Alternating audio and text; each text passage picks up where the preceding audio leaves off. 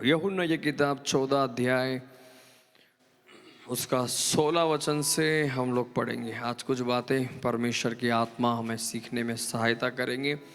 आज शुरुआत है, इसको धीरे धीरे धीरे हम आगे पढ़ते जाएंगे। मिल गया? जूम में भी सबको मिल गया? तो आप सब लोग भी आप अपनी बाइबल में पढ़ें। 14 अध्याय उसका 16 वचन। यीशु मसीह ने सिखाया, मैं पिता से विनती करूंगा और वह तुम्हें एक और सहायक देगा कि वह सर्वदा तुम्हारे साथ रहे। आमीन।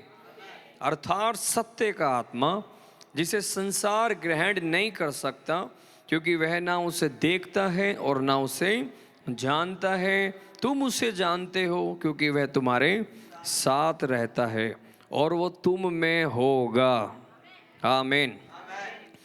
यहाँ एक शब्द जो आया, यीशु मसीह कह रहे, मैं पिता से तुम्हारे लिए विनती करूंगा, वह तुम्हें एक और सहायक देगा। बोलो, एक और सहायक देगा। इसका मतलब है, या यीशु मसीह जो बोल रहे, एक और मैं प्रार्थना करूंगा परमेश्वर से, तुम्हें एक और सहायक दे। बोलो सहायक।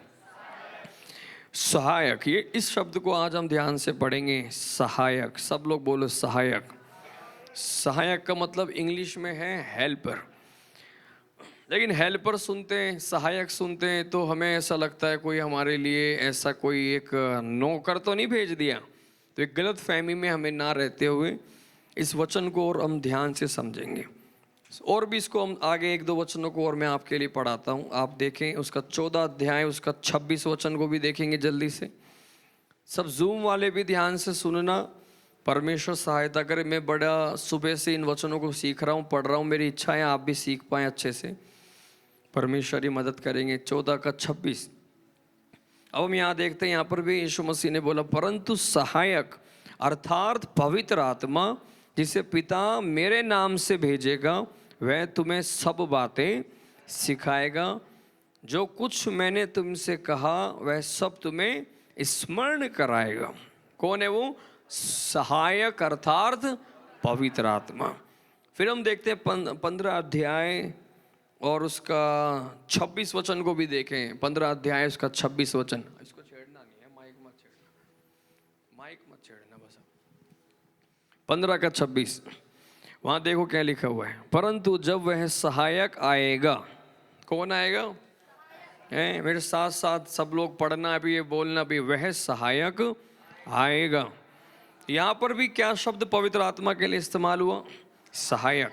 अभी हमने देखा 3 बार हो गया एक ही शब्द को परमेश्वर यीशु मसीह सिखा रहे, सहायक सहायक। 16 अध्याय और उसका 16 अध्याय का भी आप पढ़ेंगे। 7 वचन को देखें। 16 अध्याय 7 वचन। अब यहाँ पर भी यीशु मसीह क्या कह रहे हैं? तो भी मैं तुमसे सच कहता हूँ कि मेरा जाना तुम्हारे लिए अच्छा है, क्योंकि यदि मैं ना जाऊं तो वह सहायक तुम्हारे पास ना आएगा। फिर यहाँ यीशु ने दोबारा क्या बोला? सहायक। 4 बार हमने यहाँ पर पढ़ लिया। यीशु ने एक शब्द को इस्तेमाल किया पवित्र आत्मा के लिए, क्या है? सहायक। बोलो सहायक। जूम में भी सब बोले सहायक। सब चेयर वाले भी पूर्णिय बोले हैं सहायक। पूर्णिय बेचारे 2 जवान भी पूर्णियों में आ गए। तो सहायक एक शब्द मेरे मन में ये सुबह आ रहा था बार बार जब मैं इसके बारे में पढ़ रहा था। क्या है सहायक? तो मैं इसके बारे में पढ़ रहा था, है क्या स्क्रीन पर डालने के लिए वो जो मैंने शब्द बोले थे। तो इस शब्द के बारे में जब हम बाइबल के अध्ययन में देखते हैं तो ये यूनानी शब्द है। जो नया नियम लिखा गया है, ये नया नियम लिखा गया है यूनानी भाषा में। कौन सी भाषा है? सीखने के लिए बैठे हम हैं, इसलिए थोड़ा सा उसको स्टडी करते हुए सीखेंगे। इसलिए मैंने सोचा था जवान बच्चे भी आएंगे तो अच्छा है। कई बार आंटियाँ या कई बार बड़े लोग, उनको शायद इतना समझ में आवाज़ देखते रहेंगे क्या सिखा रहे हो पास्टर। तो बच्चे आपको बाद में सिखा सकते हैं, तो बच्चे जल्दी पकड़ लेंगे इसको, लेकिन आप भी सीखना है अच्छे से, प्रभु सिखाएंगे। नया नियम यूनानी भाषा में लिखा गया, पुराना नया नियम इब्रानी भाषा में लिखा गया। दो मुख्य भाषा थी उस समय में जिसमें लोग बातें करते थे। यूनानी भाषा में जो यहाँ पर लिखा हुआ है, इस सहायक शब्द का मतलब है पैराक्लेटोस। ये शब्द है सहायक। जो हिंदी में हमने पढ़ा है सहायक, यूनानी में क्या है वो? पैराक्लेटोस। ये है जो यूनानी में बोला गया शब्द। यीशु मसीह जो बोल रहे हैं ना, मतलब कहने का, अभी तो मैं बोल रहा हूँ सहायक, अगर मेरी जगह यीशु उस समय खड़े होते तो यीशु सहायक नहीं बोल रहे थे, यीशु क्या बोल रहे थे? पैराक्लेटोस। यीशु बोल रहे मैं तुम्हें वो सहायक दूंगा। ये शब्द भी दो शब्दों से मिलकर बना है, जिसका पहला तो है पैरा, इसका मतलब है पास और साथ, और क्लेया इसका मतलब है बुलाना। आमीन, बोलो यीशु मसीह की। इसका सरल शब्दों में देखें तो इसका मतलब है वह जिसे पास बुलाया गया हो मदद के लिए। बोलो, जिसको पास बुलाया गया हो मदद के लिए। जो पैराक्लेटोस का सरल भाषा यही है, मीनिंग जिसको पास परमेश्वर ने भेजा है हमारी मदद के लिए। आमीन, इतना समझ में आ रहा है? ये इस शब्दों को हम थोड़ा स्टडी कर रहे हैं, थोड़ा सा देख रहे हैं, प्रभु हमें सहायता करें। और पैराक्लेटोस जगह अगर हम देखते हैं, ये शब्द जैसे आपने सुना तो सिर्फ इसका एक ही मीनिंग नहीं है हेल्पर, इसके एक ही शब्द के अलग अलग अलग मीनिंग और भी हैं। ठीक है, मेरे को देखो ध्यान से, पवित्र आत्मा समझने में सहायता करेंगे। आप सुनो ध्यान से, पवित्र आत्मा सिखा देंगे हमको, क्योंकि ये वचन को ना हम इन दिनों में स्टडी करने की कोशिश करेंगे। ऊपर ऊपर पढ़ने से हमारे अंदर उतनी बुद्धि नहीं आएगी, उसको थोड़ा गहराई में समझने के लिए सहायता करें। तो इस मेरे साथ बोलो पैराक्लेटोस। इसका इंग्लिश में क्या है? हेल्पर। हिंदी में क्या है? सहायक। लेकिन इस एक ही शब्द के 5 अलग अलग मीनिंग है। समझ में आ रहे हैं? ये यूनानी भाषा, इब्रानी भाषा, इन भाषाओं की एक खूबी है, एक शब्द का कई सारे मीनिंग निकल के आते हैं। हमारे भाषाओं में एक शब्द के ज़्यादा मीनिंग नहीं होते, लेकिन इन भाषाओं के पीछे इनके मीनिंग्स पावरफुल होते हैं। तो इसमें सबसे पहले हम देखते हैं पैराक्लेटोस का मतलब, यानी सहायक जो यीशु मसीह कह रहे हैं, उसमें सबसे पहले जो सहायक आता है जिसका मतलब है मददगार। बोलो सहायक, उसका काम क्या है? मदद करना। दूसरा पैराक्लेटोस का मतलब है सांत्वना देने वाला। बोलो सांत्वना देने वाला। कंफर्टर, यानी कि हमें दुख में, अलग अलग कठिनाइयों में हमें सांत्वना देने वाला। तो समझ में आ रहे हैं? उस सहायक का मीनिंग में बता रहा हूँ, सुन रहे हैं मेरी बात को? सहायक शब्द के अलग अलग जो यूनानी भाषा में उसके अर्थ हैं वो मैं समझा रहा हूँ। सांत्वना देने वाला। तीसरा है वकील, यानी कि पक्ष रखने वाला। चौथा है सलाहकार। पांचवा है मध्यस्थता करने वाला। ये 5 मीनिंग निकल कर आते हैं पैराक्लेटोस के, यानी सहायक शब्द के 5 मीनिंग है इस एक शब्द के अंदर। तो कई अलग अलग भाषाओं में जब बाइबल को हम पढ़ते हैं, अलग अलग ट्रांसलेशन में पढ़ते हैं, तो कई भाषाओं में तो सहायक मिलेगा। यदि इंग्लिश में पढ़ेंगे तो हिंदी में तो सहायक ही मिलेगा, इंग्लिश में पढ़ेंगे तो कहीं पर हेल्पर लिखा होगा, कहीं पर कंफर्टर लिखा होगा, कहीं पर एडवोकेट लिखा मिलेगा, कहीं पर काउंसलर लिखा मिलेगा, तो कहीं अलग अलग ऐसे ऐसे वर्ड मिलेंगे। इसका मतलब एक ही शब्द में सहायक मतलब सुनने के बाद उसका एक ही मीनिंग नहीं है, उसके अलग अलग मीनिंग है। समझ में आ रही मेरी बात? प्रभु आपको मदद करेंगे समझने के लिए। बोलो यीशु मसीह की। तो जब यीशु मसीह कह रहे थे मैं तुम्हें एक सहायक दूंगा, इसका मतलब वो कह रहे हैं तुम्हें एक सांत्वना देने वाला मैं दूंगा। उसका मतलब यीशु क्या कह रहे हैं? मैं तुम्हें एक वकील दूंगा जो तुम्हारे लिए वकालत करेगा। एडवोकेट तुम्हारे साथ खड़े होकर तुम्हारे लिए वकालत करेगा। आप कहीं भी खड़े हो गए, कहीं परेशानी में खड़े हो गए, आपके साथ अन्याय हो रहा है, आपको समझ ही नहीं आ रहा मैं इस परिस्थिति में क्या करूं, सामने वाले लोग तो बहुत ज़्यादा सामर्थ्य हैं, पढ़े लिखे हैं, हम कुछ भी नहीं है, तो यीशु ने बोला मैं उस समय में तुम्हारे लिए वकील को दूंगा, वो है पवित्र आत्मा। पवित्र आत्मा खड़े होकर तुम्हारे लिए वकालत करने लग जाएगा, तुम्हारे लिए लोगों से लड़ेगा, तुम्हारे लिए न्याय के लिए बात करेगा। तो एडवोकेट, ये पवित्र आत्मा का जो एक और जो सहायक शब्द का मीनिंग है एडवोकेट। बोलो वकील। एडवोकेट इंग्लिश में क्या हो गया एडवोकेट, हिंदी में क्या हो गया वकील, और जो यूनानी में क्या है उसका एक ही मतलब है पैराक्लेटोस। तो ये शब्द का देखो कितना गहरा मीनिंग उसके अंदर और छिपा हुआ है। फिर यीशु मसीह वहाँ पर कहते हैं काउंसलर। एक काउंसलर का मतलब क्या होता है, जब एक अभी देखो बच्चे जब आजकल जब कंफ्यूज हो रहे होते हैं, हम कौन सी आगे पढ़ाई करें, उनको समझ नहीं आ रहा होता कौन सा बिजनेस करें, कन्फ्यूजन्स बहुत सारी होती हैं जीवन के अंदर होती हैं, करें ना करें, घर ले ना ले, क्या करना है समझ नहीं आ रहा। उस समय में उन्हें सही मार्ग दिखाने के लिए कोई एक सलाहकार चाहिए, है ना। जीवन के अंदर हम सबको बहुत सारे निर्णय लेने पड़ते हैं, शादी आ रही है, करें ना करें, ये लड़का ठीक है नहीं है, क्या करना है जीवन में, बहुत सारी अलग अलग बातों में हम कंफ्यूज हो जाते हैं। वहाँ एक अच्छा सलाहकार हमें चाहिए। तो प्रभु को धन्यवाद हो कि हम सब के लिए परमेश्वर ने एक अच्छा सलाहकार दिया है, वो है पवित्र आत्मा। बोलो पवित्र आत्मा।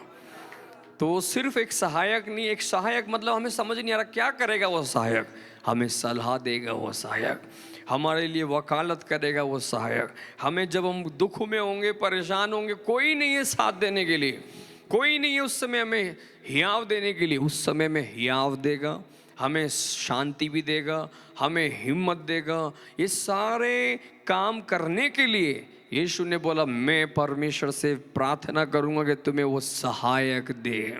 आमीन। समझ में आ रहा है क्या? इसको थोड़ा ध्यान से समझने की कोशिश करना, खाली एक नॉलेज के लिए नहीं, आप उसको देखें कि परमेश्वर ने मेरे साथ एक वकील भी दे रखा है, परमेश्वर ने मेरे साथ एक सलाहकार भी दे रखा है, परमेश्वर ने मेरे साथ एक मददगार को दे रखा है, परमेश्वर ने मेरे लिए एक मध्यस्थता करने वाले को भी दिया है। जो पैराक्लेटोस का मतलब एक लास्ट में है मध्यस्थता करने वाला। मध्यस्थता का मतलब जो अभी हम कर रहे थे ना, प्रभु यीशु के नाम से इस भाई का जीवन अद्भुत रीति से इस्तेमाल हो जाए, ये प्रभु में आगे बढ़े, इससे आगे बढ़ने वाली रुकावटें हट जाए, तो हम एक दूसरे के लिए क्या कर रहे थे, मध्यस्थता कर रहे थे। तो कई बार जब हमारे लिए कोई भी प्रेयर करने के लिए नहीं है, तब उस समय में भी याद रखना हमारे साथ कोई है जो हमारे लिए पिता से निरंतर प्रार्थना कर रहा है, मध्यस्थता कर रहा है, होली स्पिरिट, पवित्र आत्मा। आमीन। समझ में आ रहे? तो देखो जब यीशु मसीह उस समय बोल रहे थे मैं तुम्हें एक सहायक दूंगा, तो यीशु मसीह कह रहे थे ये सारे कार्य पवित्र आत्मा तुम्हारे अंदर तुम्हारे साथ रहकर करेगा। जब मैं सुबह, मुझे पता नहीं आपको कैसा लग रहा है इसको सुनने के समय में, लेकिन मैं आज नेहा को सुबह बोल रहा था, 10 बजे मेरी बात हुई है नेहा से, और मैं सुबह यहाँ बैठ के जब प्रार्थना कर रहा, बाइबल पढ़ रहा था, जब ये सीख रहा था, पढ़ रहा था बाइबल में, मुझे इतनी खुशी होने लगी अपने आप। मैंने बोला आज तो ऐसा लग रहा है पता नहीं मुझे क्या मिल गया, क्योंकि मैं इन वचनों को पढ़कर इतनी खुशी और शांति मुझे मिलने लगे। वही है जब वचन आपके ऊपर खुलेगा, जब आपके अंदर एक अलौकिक शांति पैदा हो जाती है। इसीलिए मैंने बोला मैं डिस्टरबेंस नहीं चाहता कि आप उसको समझ ना पाए, जैसे परमेश्वर मुझे समझा रहे थे आप भी वैसे समझ पाए। तो आज से इस वचन को जब आप पढ़ते हैं, जब कभी भी बाइबल में इस शब्द को आप सुने, जब सुनते हैं सहायक परमेश्वर ने मुझे दिया हुआ है, तो 5 बातें याद रखना। सहायक क्या क्या काम कर रहा है हमारे लिए, वो हमारे लिए निरंतर प्रार्थना कर रहा है।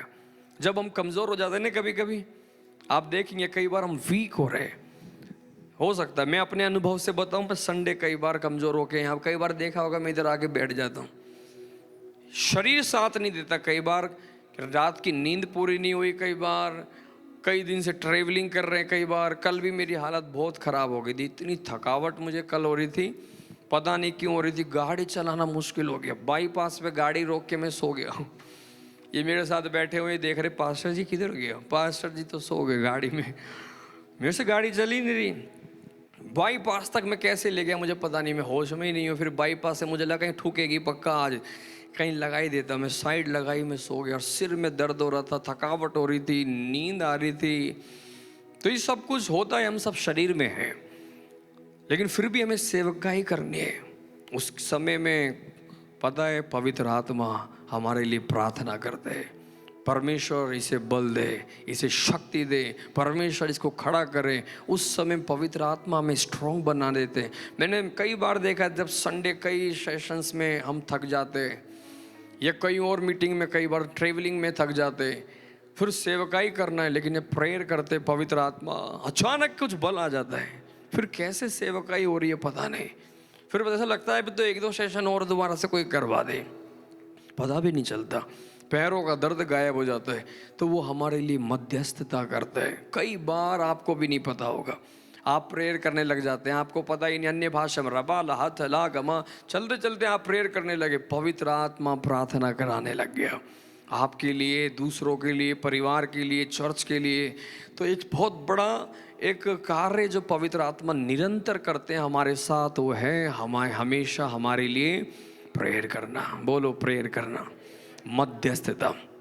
ये बहुत बड़ी एक जिम्मे, आपको पता है कोई भी बहुत कम लोग मिलेंगे जो मध्यस्थता की सेवकाई को पसंद करते हैं। सब लोग चाहते हैं उन्हें प्रचारक बना दो, उन्हें कुछ गायक बना दो, उन्हें कोई दिखने वाली चीज़ दे दो, लेकिन मध्यस्थता जो करता है वो दिखता ही नहीं है।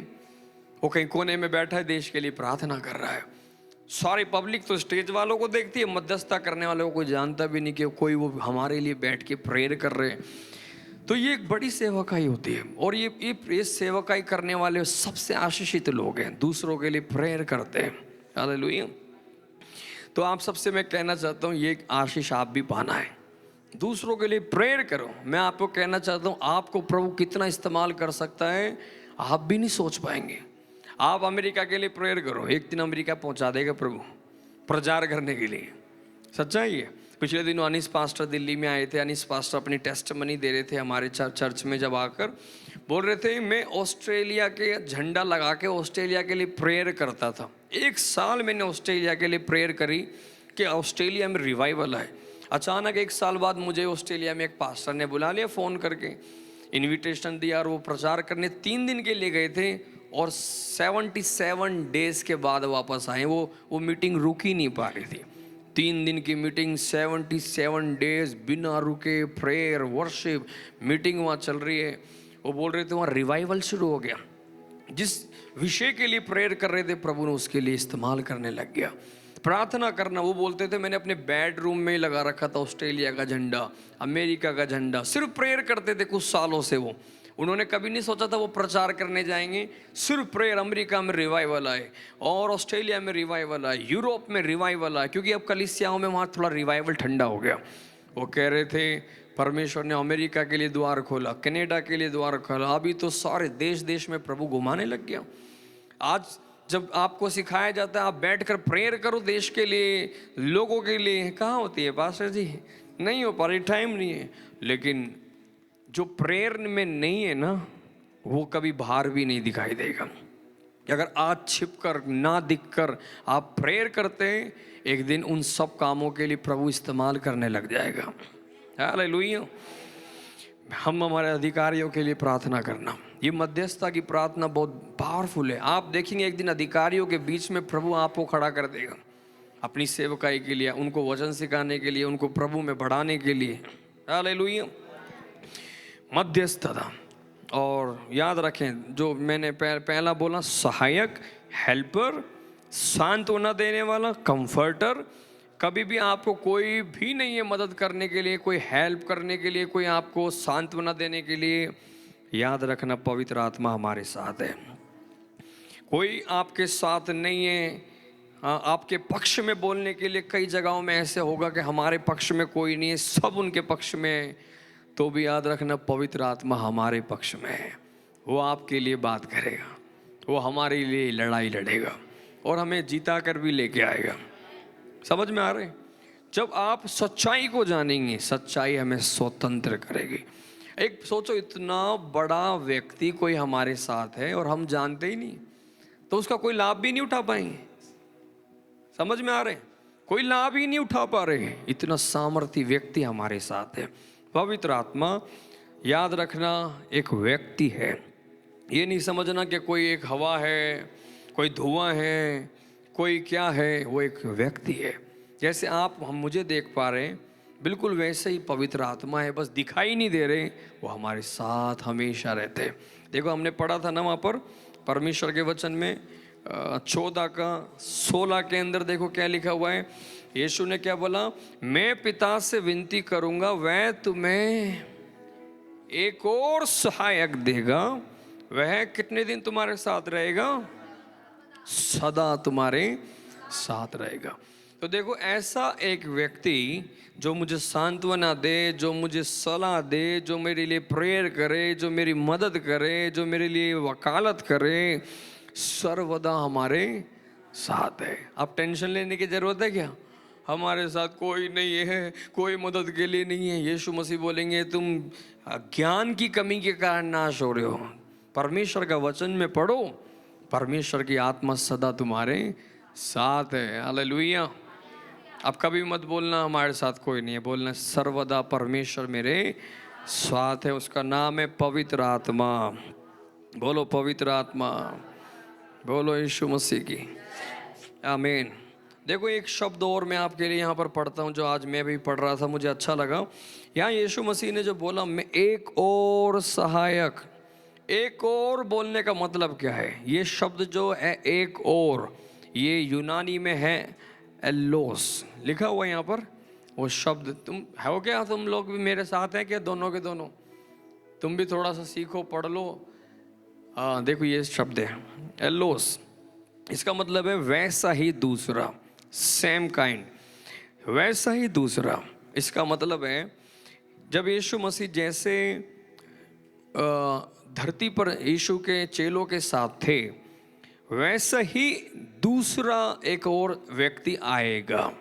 जैसे मैं हूं वैसा ही एक दूसरा आएगा। वह है एक और सहायक, पवित्र आत्मा। आमीन। बोलो वैसा ही दूसरा। एक वह तुम्हें एक और सहायक देगा का मतलब वैसा ही दूसरा, जैसा मैं हूं वैसा ही एक और आकर तुम्हारे साथ मैं दूंगा। वो हमेशा तुम्हारे साथ साथ रहेगा। आमीन। समझ में आ रहे? जैसे यीशु शिष्यों के साथ थे, यीशु कह रहे बिल्कुल मेरे जैसा ही हो, वो आके तुम्हारे साथ रहेगा। जैसे मैं तुम्हारे बीच में अद्भुत कर रहा था, बिल्कुल वैसा ही वो दूसरा भी आएगा, वैसे ही वो भी अद्भुत कार्य करेगा। जैसे मैं तुम्हें प्रेम करता था, वैसा ही है वो तुम्हारे से बहुत प्यार करेगा।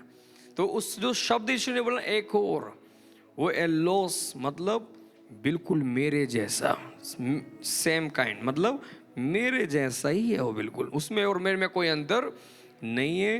यीशु ने उसी शब्द को बोला, वो तुम्हारे हमेशा साथ साथ रहेगा। मेरा स्वभाव उसका स्वभाव एक ही है, मेरे काम और उनके काम एक ही है। तुम्हें ये नहीं लगना कि कोई और आ रहा है अलग से, बिल्कुल मेरे जैसा ही है पवित्र आत्मा। आमीन। और यीशु मसीह और पवित्र आत्मा के विषय में एक थोड़ा सा अंतर हम जब देखते हैं, क्या अंतर है फिर? जब वो आप ही के जैसा है, सुन रहे हैं ना आप लोग भी, आप ही के जैसा है, तो आप क्यों जा रहे हो प्रभु यीशु मसीह?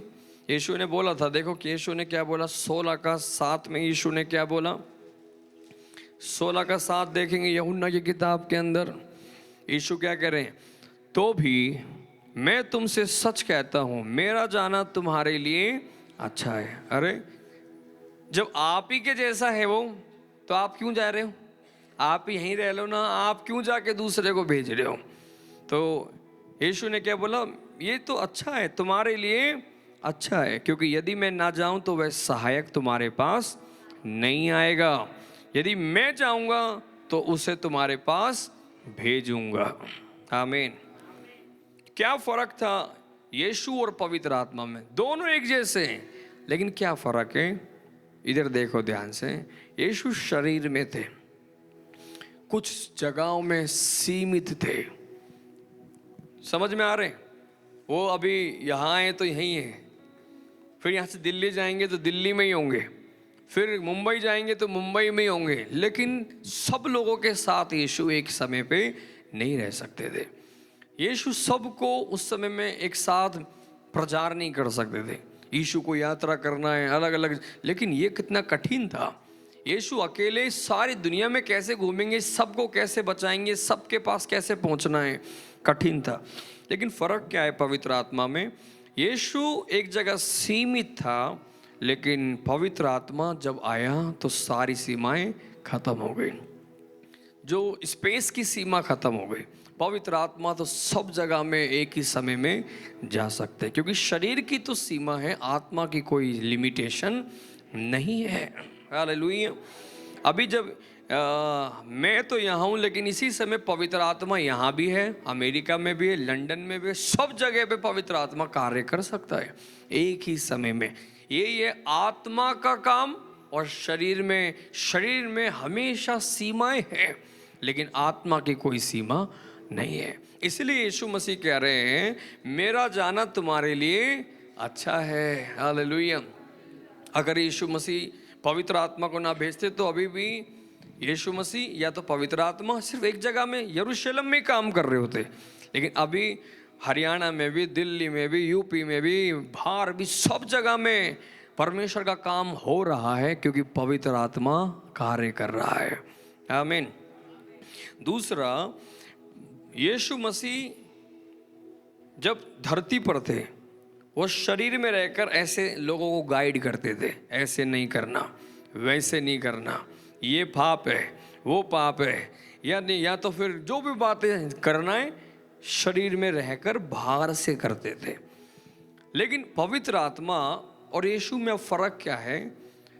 अब यीशु बाहर से हमें गाइड करते थे, पवित्र आत्मा हमें अंदर से गाइड करता है।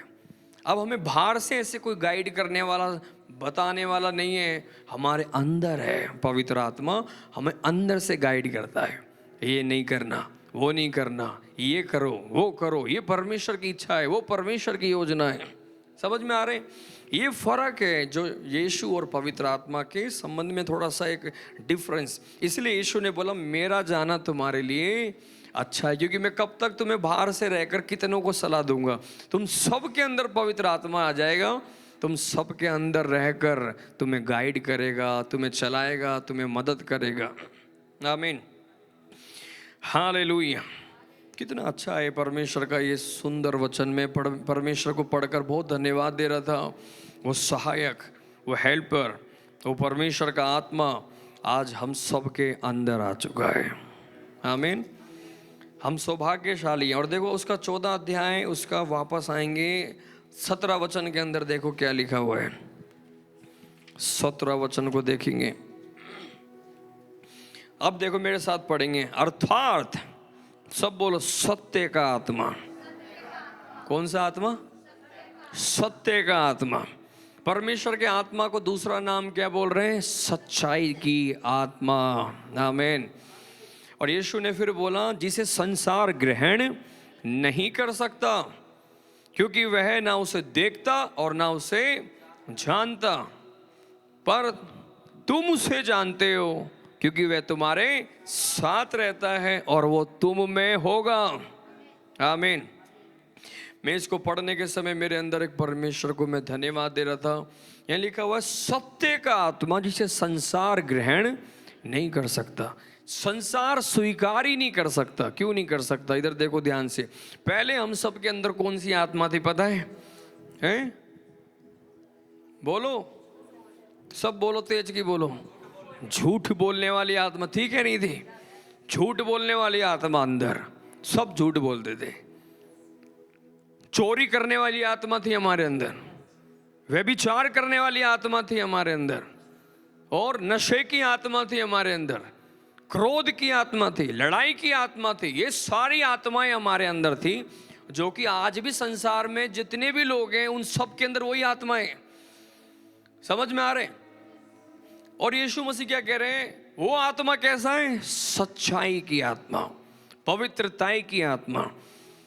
संसार उसको ग्रहण ही नहीं कर पाएगा, क्योंकि संसार के अंदर कोई और आत्मा है।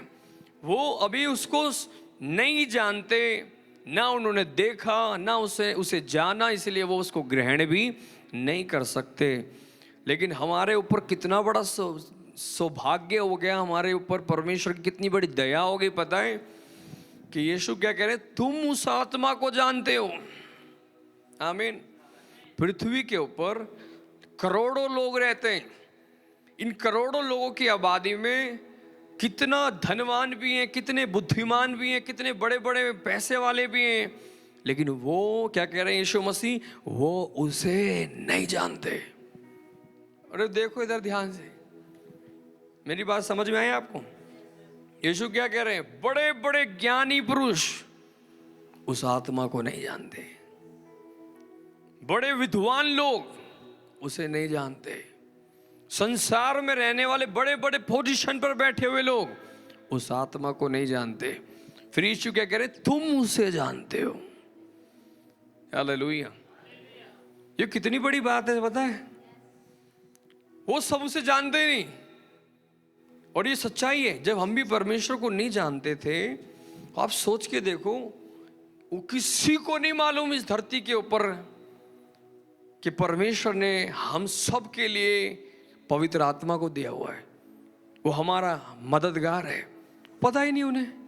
इसलिए तो उनको कंफ्यूजन्स ज़्यादा है, इसलिए तो वो लोग दुख में तो दुख में ही पड़े हुए हैं, इसलिए तो वो लोग सब जगह में भटके पड़े हैं, झूठ में हैं, अंधकार में हैं, उसे जानते ही नहीं है। जहाँ तक कि जितने मसीह लोग हैं इस पृथ्वी के ऊपर, ये सारे मसीह लोग भी नहीं जानते कि पवित्र आत्मा है। वो भी विरोध करते हैं कई बार, कोई पवित्र आत्मा नहीं है, ये सब झूठ है, ये है वो है। उनके ऊपर भी नहीं ये प्रकट हुआ कि पवित्र आत्मा है। मैंने जब इसको मैं पढ़ रहा था, मैं परमेश्वर को बोल रहा, प्रभु ये कितनी बड़ा सौभाग्य है कि क्या लिखा हुआ, तुम उसे जानते हो। हमारे लिए बहुत बड़ा सौभाग्य है। इसलिए तो ये चर्च बढ़ रहा है, इसलिए ज़ाइन बढ़ रहा है, इसलिए यहाँ पर नए लोग आते हैं, इसलिए लोग यहाँ चंगे होते हैं, इसलिए लोगों का हृदय में यहाँ शांति मिलती है ना, आनंद मिलता है। कुछ भी नहीं मिला, लेकिन फिर भी हम कूदते हैं, नाचते हैं, क्योंकि वो आत्मा को हमने जान लिया। जब वो आत्मा आता है तो हमें कंफर्ट देता है, शांति देता है, हियाव देता है, आनंद देता है। हालेलुया। और हमें बुद्धि देता है, ये गलत है ये मत करो, वो गलत है ना करो। पहले हम सब लोग गलत करते थे क्या नहीं करते थे, लेकिन अभी छोड़ दिया कि नहीं छोड़ दिया। कर रहा हूँ, उस चर्च के अंदर इतने पढ़े लिखे लोग हैं, जन्म से क्रिश्चियन है, सब कुछ है उनके पास, पैसा बहुत है। ये सब लोग पढ़े लिखे होते हैं, इसलिए तो अच्छी पोजीशन पे भी होते हैं, जन्म से मसीह में है, अच्छी एजुकेशन पाई, अच्छे अच्छे पद पर बैठे हुए हैं, लेकिन दारू पी रहे, चर्च में आके बैठ के दारू पी के बैठे, नशे में टुल हो रखे हैं। हाँ, बहुत सारे चर्च में ऐसे मिलेगा। उनकी गलती नहीं है, वो नहीं जानते पवित्र आत्मा को। इस वजह से मसीह में जन्म पाया, लेकिन परमेश्वर की आत्मा को ना जानने की वजह से उन्हें भी नहीं पता कि दारू पीना गलत है, और पता भी है तो भी नहीं छोड़ पा रहे। लेकिन हम लोग कैसे छोड़ छोड़ के बैठ गए, पता है? पवित्र आत्मा। हमने जाना कि पवित्र आत्मा है। वो आत्मा जब आता है तो एक इंसान को गलतियों में से बाहर निकालना शुरू कर देता है। मेरी बात समझ में आ रही है? मैंने देखा है अभी भी बहुत सारी कलीसियाओं में पवित्र आत्मा को लोग नहीं जानते। जो मसीह में नहीं है उनकी तो बात ही अलग है, वो तो जानते ही नहीं, मसीह वाले भी नहीं जानते। इसलिए आप देखना वो चर्च बढ़ नहीं पा रहे, वो चर्च रुके हुए हैं। जो लोग चर्च में आकर, प्रभु में आकर पवित्र आत्मा को नहीं जानते ना, देखो वो भी नहीं बढ़ पाते प्रभु में। वो इतने साल हो गए, पुराने होते गए, लेकिन ये कभी बढ़ नहीं पा रहे। परमेश्वर को जानते जाएंगे, वो आत्मा हमें बढ़ने में मदद करते हैं। हालेलुया। बोलो सत्य का आत्मा, पवित्र आत्मा। संसार उसे ग्रहण नहीं कर सकता, क्योंकि उसने उसे नहीं देखा और ना उसको जानते। अब फिर से तेज के बोलो, मैं उसे जानता हूं। खुशी होनी चाहिए। संसार उसको नहीं जानता, मैं उसको जानता हूं। परमेश्वर का आत्मा पवित्र आत्मा। इसलिए तो अब हम दुखी होकर ना बैठे, हम कितने सौभाग्यशाली लोग हैं, हम उसे जानते हैं। हमारे शायद प्रधानमंत्री भी नहीं जानते, शायद क्या नहीं जानते, कितने बड़े पद पे बैठे हुए, लेकिन यीशु क्या कह रहे, तुम जानते हो। परमेश्वर ने एक सहायक दिया है, पवित्र आत्मा। और लिखा हुआ है वह तुम्हारे जानते ही हो, नहीं इतना ही नहीं कि सिर्फ तुम जानते हो, वो तुम्हारे साथ भी है। और इतना भी नहीं बोल रहे साथ है, वो तुम्हारे अंदर है, तुम में होगा। हमारे साथ भी है, हमारे अंदर भी है। परमेश्वर का आत्मा अर्थात कौन सा आत्मा है, वो सत्य का आत्मा। अब देखो कितनी बड़े सौभाग्य की बात है, पहले हमारे अंदर कौन सी आत्मा थी? हाँ, इसलिए हम सब झूठ बोलने से बिल्कुल नहीं डरते थे, सबको झूठ बोलते थे, बात बात पे झूठ बोलते थे, फिर याद भी रखते थे, क्या झूठ बोला मैं नहीं झूठ बोला, मैं बिल्कुल सच्चा आदमी हूँ। लेकिन अभी हम सबको झूठ बोलने में डर लगने लग गया। क्यों लगने लग गया पता है? क्योंकि वो आत्मा मेरे अंदर से निकल गई। कौन सी आत्मा? ये सत्य की आत्मा आ गया। अब आप क्या हो जाता है, अब कोई कहता है झूठ बोल, तो हिम्मत नहीं होती, नहीं मैं नहीं बोलूँगा, मैं नहीं बोल सकता। झूठ बोल दे थोड़ा सा तो बोलने में क्या दिक्कत है, नहीं बोल पाऊंगा, मेरे से नहीं हो सकता। हालेलुया। अभी मेरे साथ ऐसा हुआ था, मैं कहीं था, मुझे किसी हमारी बहन ने मुझे बोला था कि आप ना, आपके पास एक फ़ोन आएगा, आप बस इतना बोल देना, कुछ बातों के लिए बोला, ऐसे ऐसे बोल देना। मैंने बोला मैं झूठ नहीं बोल सकता, उसको आप समझा लेना, नहीं तो मेरा सच बता दूंगा, क्योंकि मैं किसी भी कीमत पे झूठ मेरे से नहीं बोला जाएगा। वो सोच रही है तो फंसा देगा मैं भी। झूठ हम क्या, मेरे को ये सुनते ही बड़ा उन्होंने बोला ये बोल देना, ऐसे नहीं हुआ था, ऐसे हुआ था बोल देना बस। मैं कैसे बोलूँ जब मैं सच्चाई जानता हूँ कि ऐसे हुआ था, तो मैं ऐसे कैसे बोलूँ, ऐसे नहीं ऐसे हुआ था। मेरे को परेशान करने लगी वो बात। मैंने सीधा बोल दिया मैं झूठ नहीं बोलूँगा, आप देख लेना अपने आप। अगर उनको या तो बोल देना मेरे को फ़ोन ही ना करें, या तो फ़ोन करेंगे तो सच ही बता दूंगा। सत्य की आत्मा। अब हमसे झूठ बोला ही नहीं जाता। होता है आपके साथ भी क्या? ये मेरे साथ ही। अगर आपके साथ नहीं हो रहा तो इसका मतलब अभी भी वो झूठी आत्मा है, उसको निकालना पड़ेगा। सत्य की आत्मा हमारे अंदर आना चाहिए। हालेलुया। कई बार आपसे गलती हो गई, मम्मी आकर पूछेगी किसने किया, आपके अंदर बहुत सा डर भी है, सब कुछ, फिर भी सच्चाई बता दिया, मेरे से हुई थी गलती, मैंने किया था, ये था वो था, मम्मी सॉरी। सत्य की आत्मा। आप झूठ बोले नहीं, पिट लेंगे, झूठ नहीं बोल पाएंगे। वही है सच्चाई की आत्मा। इसीलिए तो वो आत्मा हमारे लिए कितना बड़ा सौभाग्य है। और इतना भी नहीं, जब वो सत्य का आत्मा हमारे अंदर आया, फालतू की सारी आत्माएं बाहर निकल गई, जितनी भी अंदर बैठी हुई थी वो सब बाहर निकल गई। व्यभिचार की आत्मा हम सबके अंदर थी, है ना, कोई नहीं कह सकता नहीं थी, सबके अंदर अश्लीलता, गंदगी शैतान ने डाली हुई थी। लेकिन जब वो आत्मा, सच्चाई की आत्मा आया, हमारे अंदर से वो गंदी आत्मा निकल गया। आपको पता है आज संसार में लोग क्यों व्यभिचार कर रहे हैं? उनके ऊपर हम दोष लगा देते हैं आसानी से, ये तो ऐसे कर गए वैसे कर गए। उन सब के अंदर आज भी पवित्र आत्मा नहीं है। प्रभु को धन्यवाद करो कि हमारे अंदर वो आत्मा आया, नहीं तो हम भी कम नहीं थे, हम भी व्यभिचार कर रहे होते, हम भी अश्लील काम कर रहे होते, हम भी गंदी चीज़ें देख रहे होते, हम भी चोरी कर रहे होते। आप देख लेना, पहले हम सब लोग चोरी वोरी करने में ज़्यादा डर नहीं लगता था, थोड़ा झोल झाल करने में डर थोड़ी लगता था। 10 रुपये को थोड़ा सा कर दिए, करके बोल दे इतने का आया था, इतने का आया था, कोई हमें डर ही नहीं लगता था। होता था कि नहीं? लोग तराजू वाले तोलते थे, थोड़ा बहुत कुछ भी कर देते, कुछ डर लगता है क्या उनको? दूध में पानी मिलाते, कुछ डर लगता है क्या? कुछ भी नहीं लगता है। जब परमेश्वर ने मुझे बोध कराया तुम गलत कर रहे हो, वो क्या करते थे, जो मिर्च पाउडर होता है, मिर्च पाउडर की जगह में ईंट देखिए, ईंट को क्रश करके पूरा उसका लाल चूरा बना के मिर्च में मिला के वो बेची जा रही। वही पता का दिल्ली की होलसेल मार्केट में जब मसाले बिकते हैं, वो बोलते थे हम तो सालों सालों से ईंट बेच रहे थे और लोग खा रहे थे, और हमें कभी भी नहीं लगा कि ये गलत है। हमें लगता था हमें तो पैसा मिलना चाहिए, हमें बचत होनी चाहिए, दुनिया से हमें मतलब लगता ही नहीं था कि लोगों का नुकसान हो जाएगा, लेकिन जब चर्च में आए तो वो आत्मा ने हमें समझाया। परमेश्वर की आत्मा ने इतना विवश कर दिया, उन्होंने वो गलत काम बंद किया। प्रभु में आने के बाद उन्होंने मसालों में मिलावट बंद करी है। हिंदू कहते सालों से हल्दी के अंदर हल्दी नहीं, पता नहीं क्या क्या बता रहे थे, पता नहीं ये सब मिक्स करके बेचते थे।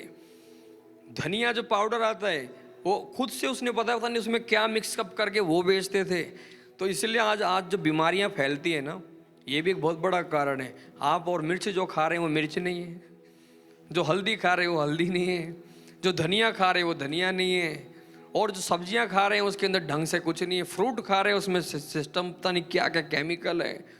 इसलिए क्योंकि और लोग क्यों कर रहे हैं ये सब? पैसे के लिए।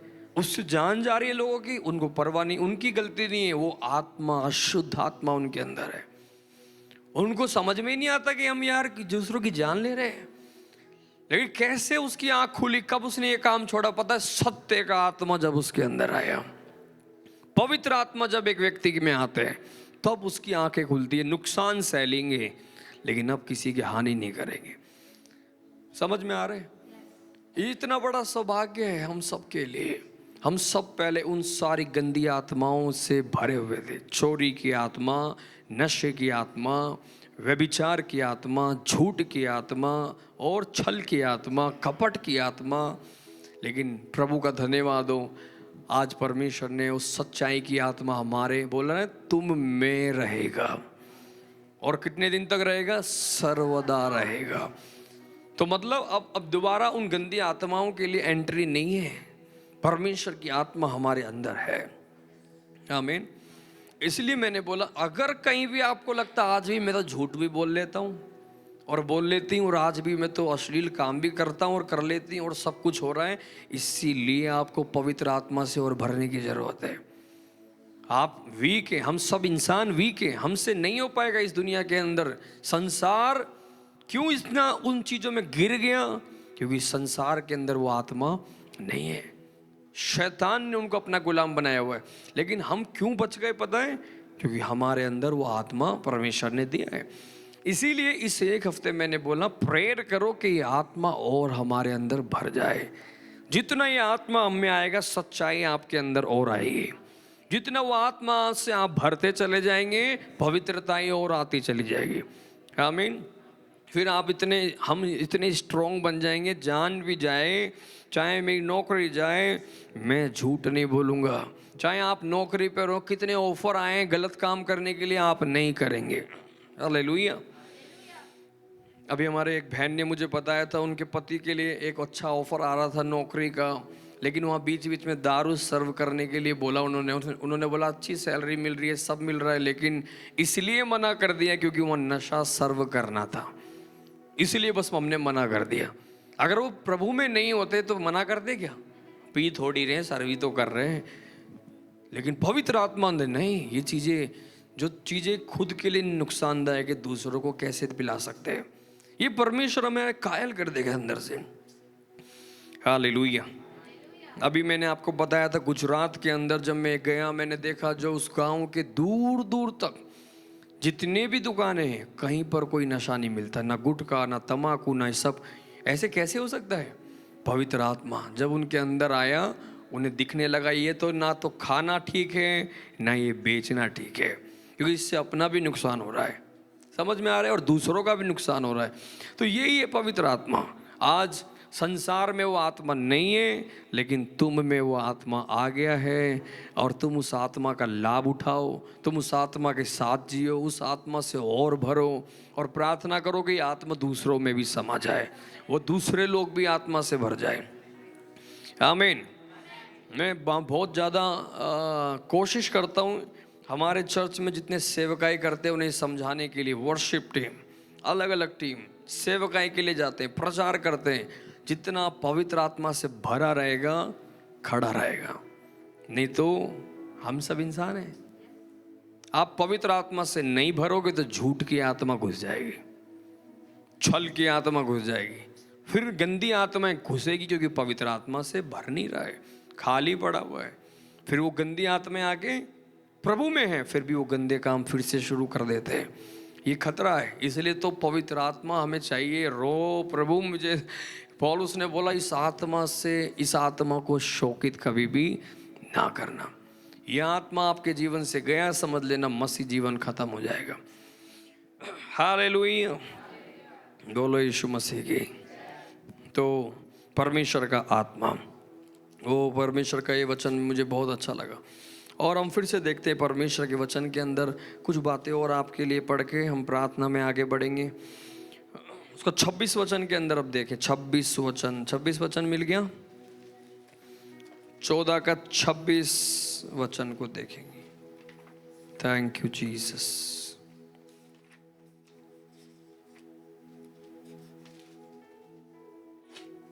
Glory Jesus. 14 का 26। अब देखें पवित्र आत्मा के बारे में और क्या लिखा हुआ है। परंतु सहायक अर्थात पवित्र आत्मा जिसे पिता मेरे नाम से भेजेगा, बोलो मेरे नाम से भेजेगा, वह तुम्हें सब बातें सिखाएगा। आमीन, सब बातें सिखाएगा। तो देखो दूसरी एक बात याद रखना, पवित्र आत्मा हमारे अंदर क्या काम करता है? सब बातें हमें सिखाता है। बोलो सिखाता है। क्या क्या बातें सिखाएगा? सब बातें। बोलो सारी बातें। सब बोलो सारी बातें। पढ़ने वाले हो तो पढ़ना का सिखाएगा, सेवकाई करने वाले हैं तो सेवकाई भी सिखाएगा, आराधना करना चाहते हो तो आराधना भी सिखाएगा, बजाने की इच्छा है कुछ तो बजाना भी सिखा देगा। हालेलुया। रोटी बनानी नहीं आती तो रोटी बनाना सिखा देगा, सब्जी बनानी नहीं आती तो सब्जी बनाना भी सिखा देगा। वो आत्मा तुम्हें सब कुछ सिखा देगा। हालेलुया। ऑल इन वन, वो एक ही सब कुछ सिखाने के लिए सामर्थ्य है। आप बोलेंगे प्रचार करना नहीं आता तो धमाकेदार प्रचार करना सिखा देगा, लेकिन आपको उसकी आत्मा की वैल्यू समझना है। जब वो सिखाए तो उस आत्मा से सीखना है। सुन रहे? इग्नोर नहीं करना। जब वो आत्मा कुछ भी आपको गाइड करे उन्हें आप इग्नोर नहीं करना। सीखने का एक मन रखना हमेशा, प्रभु मुझसे बात कर, मुझे शिक्षा दे। तो पवित्र आत्मा का एक कार्य है कि पवित्र आत्मा हमें सिखाता है। आमीन। हम देखते हैं 16 अध्याय उसका 8 वचन के अंदर देखें। 16 अध्याय उसका 8 वचन को जल्दी से देखेंगे बाइबल के अंदर। 16 अध्याय 8 वचन को भी हम पढ़ेंगे। अब पवित्र आत्मा के बारे में यहाँ पर क्या लिखा हुआ है? वह आकर संसार को पाप और धार्मिकता और न्याय के विषय में निरुत्तर करेगा। अगला एक काम जो पवित्र आत्मा मनुष्यों के बीच में करते हैं, आकर पाप का बोध कराते हैं। बोलो पाप का बोध कराते हैं। सब लोग बोल रहे हैं पाप का बोध। आपको आपकी गलती करने के बाद बोध होता है क्या? ये सच बोलना है, ऐसे यस बोलने से काम नहीं चलेगा। सच में गलती करके लगता है गलती कर रहे कुछ, प्रभु का धन्यवाद करो क्योंकि वो पवित्र आत्मा है। कुछ लोगों को नहीं लगता, बहुत सारे लोगों को बिल्कुल नहीं लगता कि वो गलत कर रहे हैं। इसलिए तो पाप, जैसे आप हल्का सा भी पाप हो गया आपके अंदर पवित्र आत्मा एहसास कराएगा गलत कर रहे हो, गलत कर रहे हो। सुन रहे? बहुत जोर से आके नहीं बोलेगा, आपको अंदर से समझाएगा। मैंने आपको बताया पवित्र आत्मा आप किधर है? अंदर। हमेशा अंदर आपके एहसास होगा ये चीज़ गलत है। उसका एक चिन्ह मैं आपको बता देता हूँ कैसे पता चलेगा पवित्र आत्मा इस बात से खुश नहीं है। जैसे आप कुछ ऐसा काम करेंगे जो प्रभु को अच्छा नहीं लगता, परमेश्वर को, आपकी शांति चली जाएगी, आपके अंदर शांति रहेगी नहीं बिल्कुल भी। एक चिन्ह है कि ये चीज़ें परमेश्वर की ओर से नहीं है। आप कोई निर्णय ले रहे हैं, आप प्रेयर भी कर रहे हैं ये करना है कि नहीं करना, पवित्र आत्मा मदद करे, समझ नहीं आ रहा, तो जब आप उस निर्णय लेने के समय आपके अंदर शांति है, इसका मतलब यही है परमेश्वर आपको गाइड कर रहे हैं, आप सही जा रहे हो, आगे बढ़ो। लेकिन आप कुछ भी निर्णय लेने के समय में डर लग रहा है, चिंता हो रही है, पता नहीं क्या होगा, पता नहीं क्या होगा, मुझे समझ नहीं आ रहा, इसका मतलब एक साइन है, थोड़ा और प्रेयर करो, शायद ये चीज़ें परमेश्वर की ओर से नहीं है। आपका निर्णय गलत हो सकता है, आपका जो फैसला आप ले रहे हैं गलत हो सकता है। तो ये मैंने आपको बताया अंदर कुछ होगा, कुछ लोग जो आप सुनते हैं, प्रभु के दास लोग बोलते हैं परमेश्वर की आत्मा मुझसे ये बात कर रहे हैं, इसका मतलब परमेश्वर आकर कान में कुछ बोल के नहीं जा रहे, अंदर हमसे कुछ एहसास करा रहे। अंदर आपके अंदर कुछ परमेश्वर करने लग जाएगा, जिससे आपको पता चलेगा पवित्र आत्मा मुझसे क्या बोल रहा है। आमीन। तो पवित्र आत्मा पाप का भी बोध कराते हैं। यदि आपके अंदर पवित्र आत्मा है तो हमेशा आपको पाप से बोध होता रहेगा। आज आपके हृदय में किसी के लिए कड़वाहट है, आपको पता चलेगा, बार बार आपको परेशानी होगी। सुन रहे हैं? आप चाहते हैं पवित्र आत्मा के साथ चलना है और गहरे रिश्ते में चलना है, तो इस बात को बहुत ध्यान से समझना। छोटी सी भी बात आपके हृदय में अशुद्ध करने वाली है तो उसे तुरंत सही करना। थोड़ा 2-3 घंटे भी मत जाने दो। पवित्र आत्मा को ये अच्छा लगता है। आप सब कूड़ा भर भर के इतने दिन हो गए, पवित्र आत्मा कह रहे क्षमा कर दे, फिर भी नहीं करता। छोड़ दे सारी बातें, कुछ नहीं रखा इनमें, फिर भी नहीं छोड़ने को तैयार, फिर भी उसी में लगे हुए, पुरानी बातें, लड़ाई झगड़े, ये वो।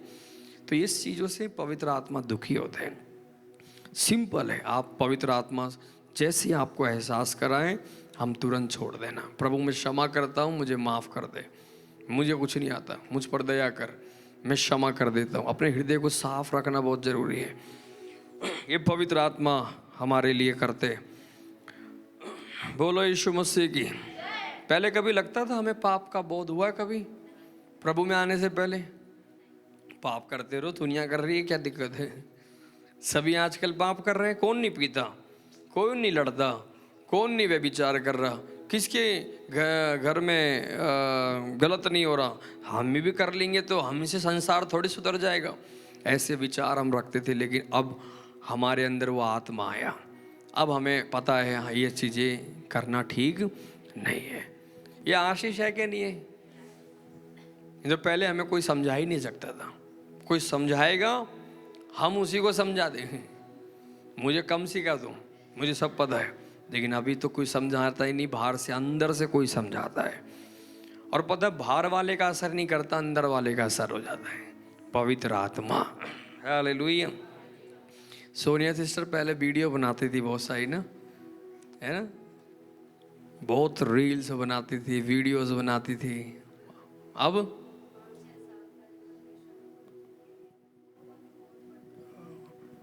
देखो, पढ़ना लिखना तो इनको नहीं आता था, लेकिन दुष्ट शैतान फिर भी उस दुनिया में इनको बहुत बढ़ा रहा था। अगर ये प्रभु में नहीं आई होती तो पता नहीं कितनी गंदगी में शायद चली जाती, उसी चीज़ों में चली जाती। पवित्र आत्मा आता है, ये क्या कर रहा है तो पागल वाले काम छोड़ दे। अच्छा है, जो साल 5-6 साल से एक इंसान दिन रात उसमें रुचि से कर रहा है, अचानक छोड़ दिया। पवित्र आत्मा, मैं आपको बोलना चाहता हूँ, उसको एहसास करना चाहिए पवित्र आत्मा आप हैं, कितना आशीष है। वो नहीं है तो सोचो हम सब लोग कितने बकवास जिंदगी जी रहे थे।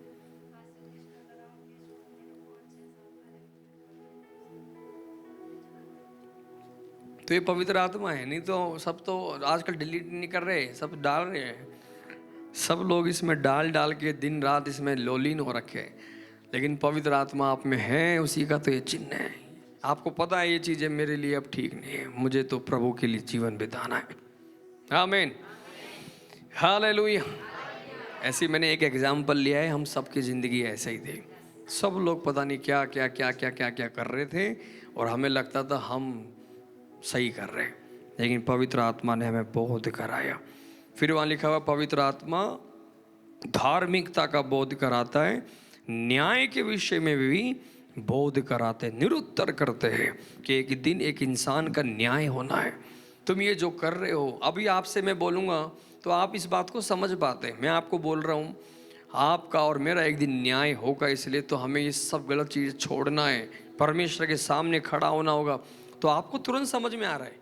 उससे पहले कोई हमें बोलेगा तो हम बोलेंगे कौन सा न्याय, स्वर्ग नरक सब यहीं है, हर कुछ नहीं होता, किसने देखा बाद में क्या होगा।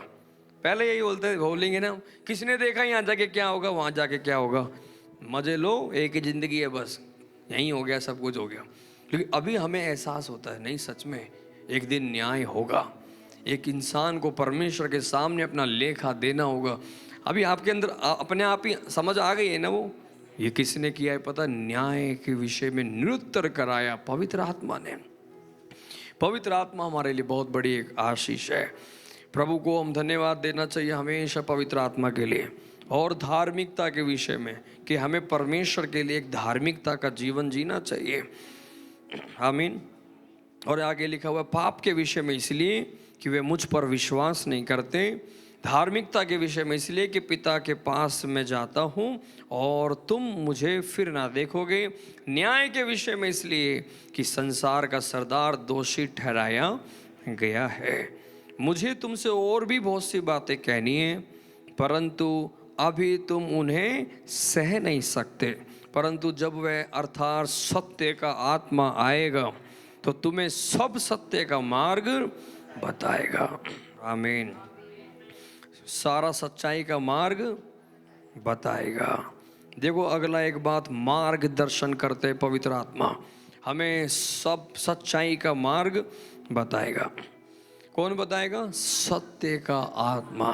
अभी दुनिया के अंदर वो आत्मा नहीं है, इसलिए दुनिया वालों से सलाह लेने मत जाना।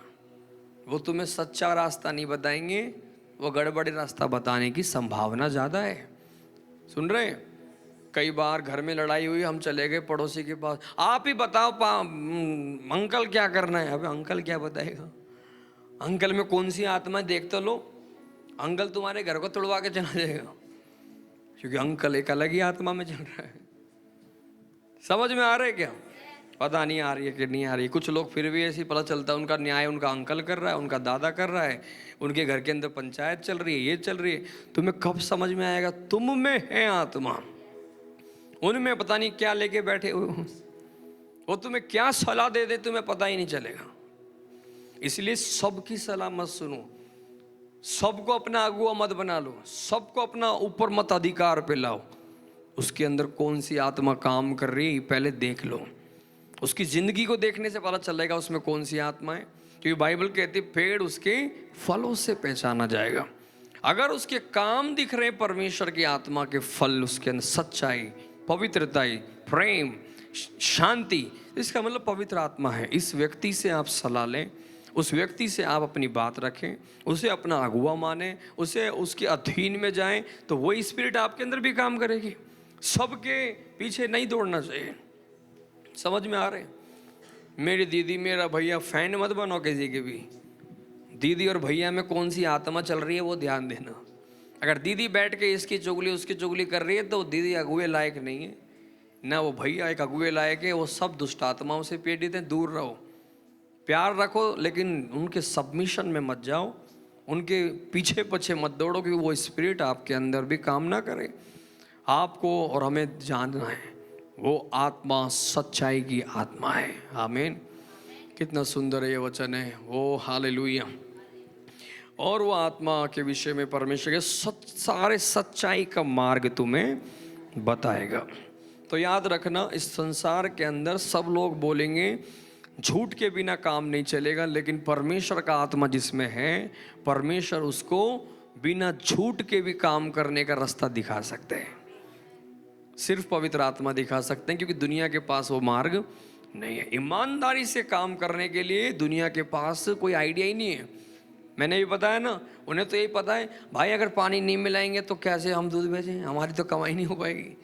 वो उनकी भी गलती नहीं है, लेकिन सच्चाई की आत्मा आएगा, कोई नया रास्ता दिखाएगा। तुम ईमानदारी भी से भी रहो और अच्छे से कमा भी पाओ।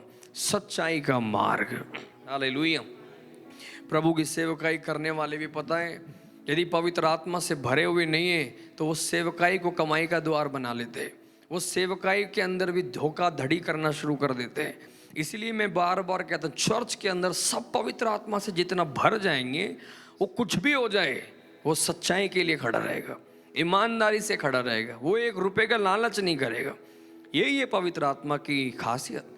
जो बहुत सारी सेवकाएं खराब हो रही हैं, ये सेवक लोगों को ठोकर खिला रहे हैं, ये आत्मा से दूर रहकर सेवा कर रहे हैं। सुन रहे? इसलिए मैं इतना जोर देता हूँ बार बार बार, हमारे साथ जितने भी सेवकाई में आप हैं, बहुत डर लगता है अगर ये आत्मा से आपका रिश्ता नहीं है, आप कब गड़बड़ कर जाएंगे। आप कब गलतियों में चले जाएंगे, वो इंसान कब धोखाधड़ी करने लग जाएगा लोगों के साथ, उसे भी पता भी नहीं चलेगा। लेकिन आत्मा आता है तो सच्चाई के मार्ग सिखाएगा, क्योंकि वह अपनी ओर से ना कहेगा, परंतु जो कुछ सुनेगा वही कहेगा, और आने वाली बातें भी तुम्हें बताएगा। देखो इतना भी नहीं, सब लोग कहते पता नहीं क्या होगा आने वाले दिनों में, लेकिन पवित्र आत्मा में आने वाली बातें भी सिखाने लगेगा, टीचिंग देगा आगे क्या होना है, ऐसे नहीं ऐसे करना है, ऐसे नहीं ऐसे जीना, सब बातें आने वाले दिनों के लिए भी हमें प्रिपेयर करेगा।